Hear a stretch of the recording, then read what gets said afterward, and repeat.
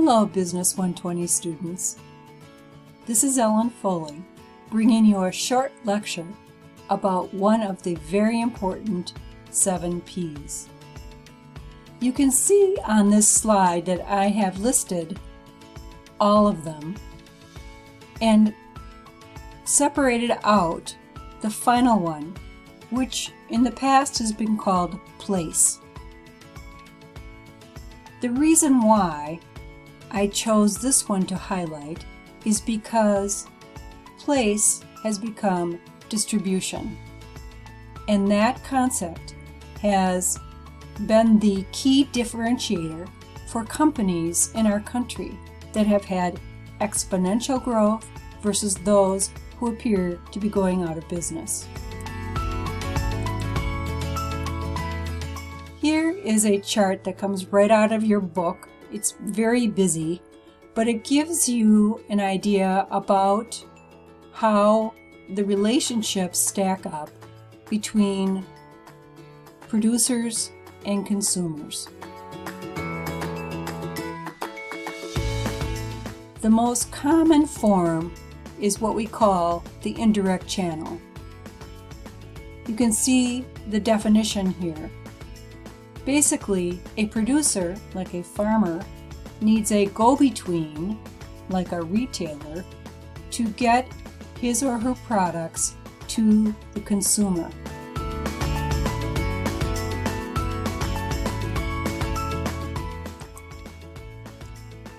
In 1994, as our country was going through a technological revolution, Jeff Bezos decided that place was an outmoded concept, and that with the use of the internet, distribution would replace it.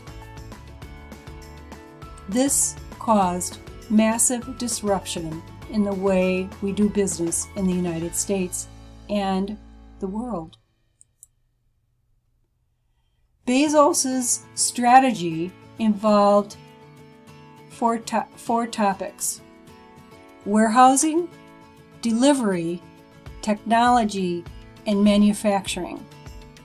That last concept means that Amazon, with its massive amounts of data that it was collecting on how we shop, figured out which kinds of basic needs we had in terms of products.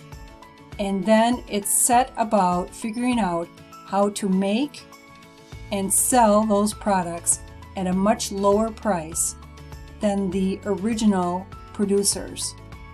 This was quite controversial, but also very popular with consumers who need things like towels and shoes and paper and those kinds of items.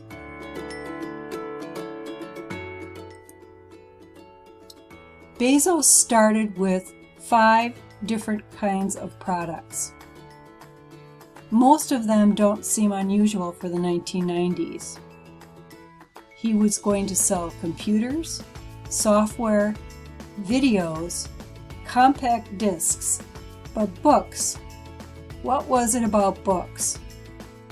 Bezos figured out that books were distributed in an uneven way in our country.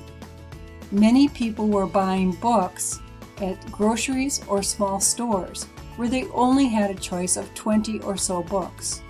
Bookstore sellers, of course, had many more books in their stores, but Bezos, with his computing programming background, understood that he could wholesale and warehouse millions of books and get them to individual consumers as they were needed. His path to profitability was 6 years, and he got there in a little bit longer time period than that because of the 2000 bubble. But by 2013, Amazon was no longer a controversial upstart. It was a daily tool that many of us were using.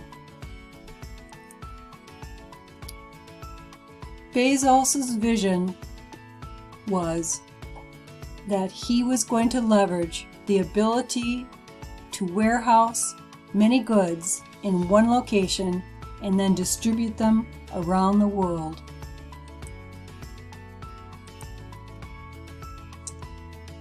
It may be a surprise to you that he didn't choose distribution centers that were geographically central to the United States or to the world. He chose areas, locations, states, cities that did not charge tax on retail items. This allowed him to undersell his competition.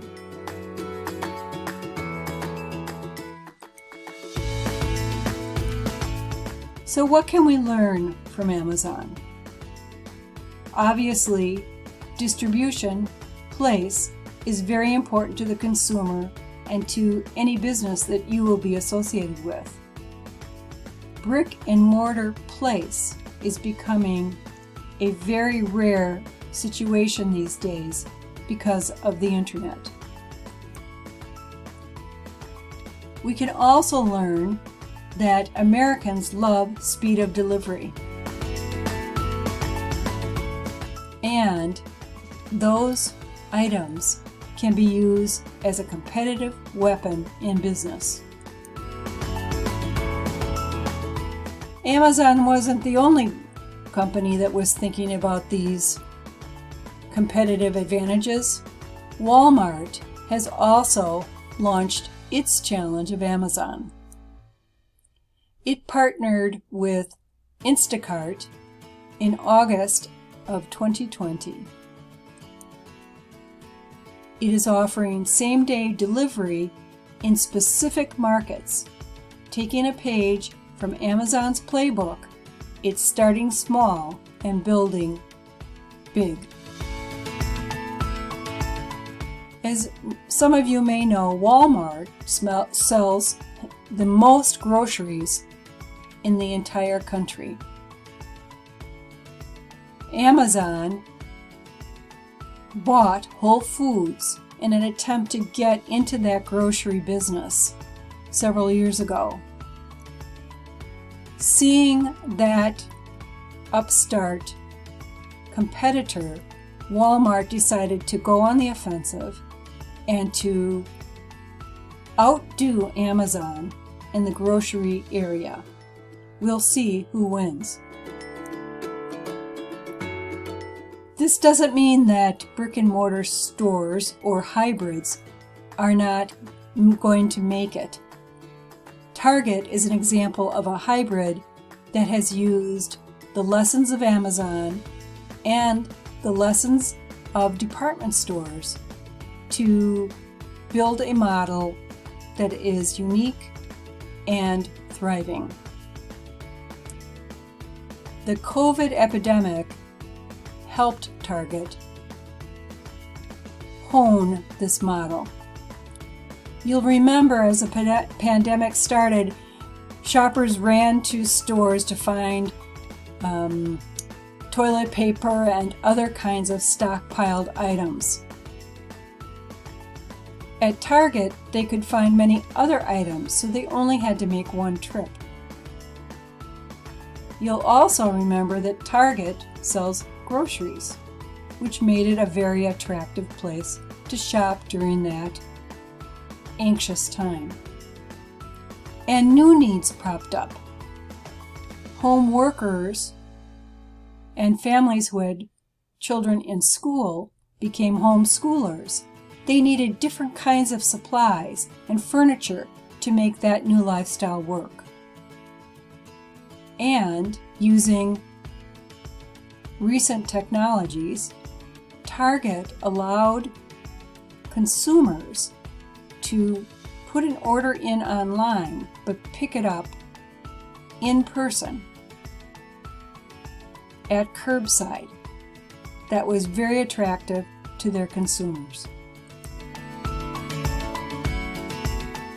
Brick and mortar retailers that have not learned how to knit together the different aspects of American businesses that consumers need have gone bankrupt. And here is a short list of what I feel are surprisingly strong companies that have gone into bankruptcy.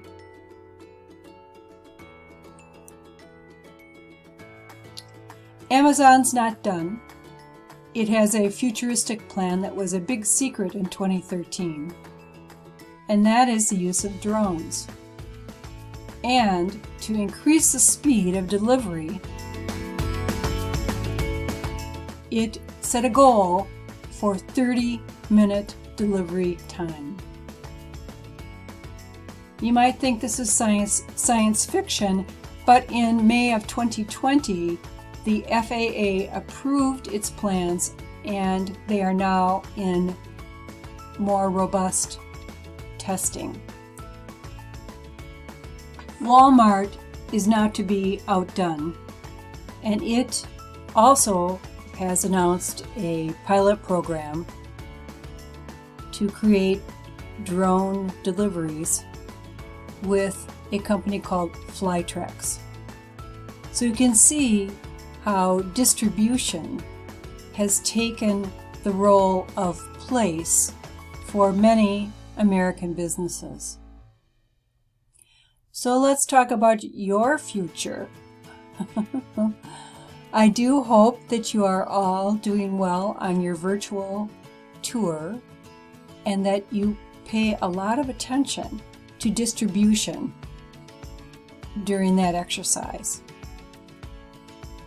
I also hope that as you put together your final project on the company you've chosen to profile, you will look carefully at its place or distribution strategies and whether you feel that that is going to give your company a better future or a challenge to adapt to the consumer's changing needs in the United States.